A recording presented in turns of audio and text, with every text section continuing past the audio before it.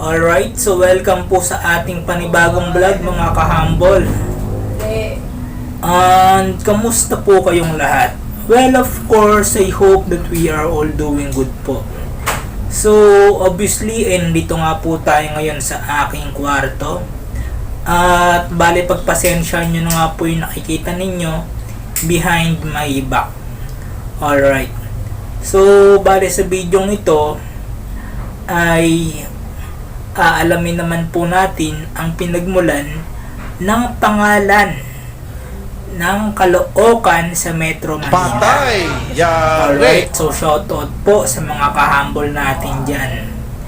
Anyway, kung bagong viewer ka pa lang po sa channel na ito, ay huwag mo pong kalimutan na mag-subscribe. At isama mo na din po pati yung bell icon.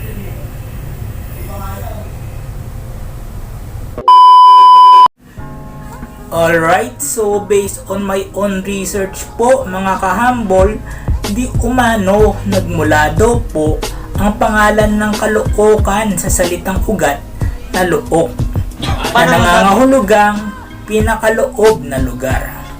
Alright, at dagdag pa nga po dito, kolokyal din daw pong binabaybay ang pangalan ng lungsod bilang Caloocan. Alright, and according to gintongaral.com, ang pangalang Caloocan daw po di umano ay nagmula sa salitang luok o mga lawa na dikit-dikit. Dahil di umano noong araw daw po, ang lugar na ito ay puro luok at lawa.